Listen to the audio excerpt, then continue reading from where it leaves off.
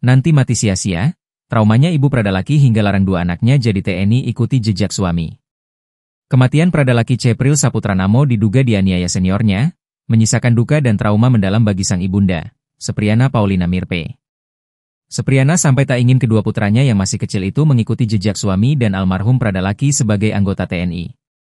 Hal itu disampaikan Sepriana Paulina langsung di hadapan Panglima Kodam 9 Udayana, Mayor Jenderal TNI Piek Budiakto, saat mengunjungi kediamannya, Senin, 11 Agustus 2025, siang.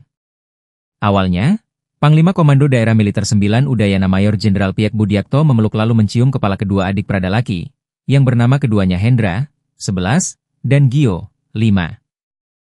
Piek lalu menanyakan apa cita-cita mereka kelak. Spontan keduanya menjawab, jadi tentara. Ibu Pradalaki, Sepriana Paulina Mirpe yang diduduk di samping kiri Piek tersentak mendengar jawaban itu.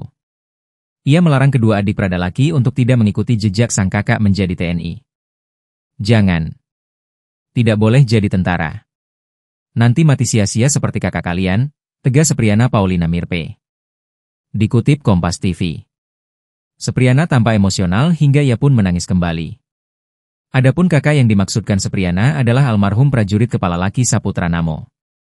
Laki, anak kedua, meninggal pada Rabu, 6 Agustus 2025, lantaran disiksa puluhan seniornya selama berhari-hari sejak awal Juli 2025. Laki dimakamkan di Kupang pada Sabtu, 9 Agustus 2025. Jerit tangis ibunda almarhum Pradalaki Cepril Saputranamo, Sepriana Paulina Mirpe tak tertahankan saat bersimpuh di kaki Panglima Kodam 9 Udayana, Mayor Jenderal TNI Piek Budiakto, Senin, 11 Agustus 2025, siang. Ia menangis histeris saat Maijen TNI Piek Budiakto dan rombongan tiba di rumah duka di Kelurahan Kuanino Kota Kupang untuk menyampaikan duka cita. Paulina pun memohon keadilan untuk anaknya.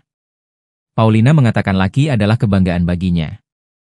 Ia tidak terima anaknya justru meninggal di tangan para seniornya. Berbeda, jika Laki meninggal di medan perang karena pengabdiannya.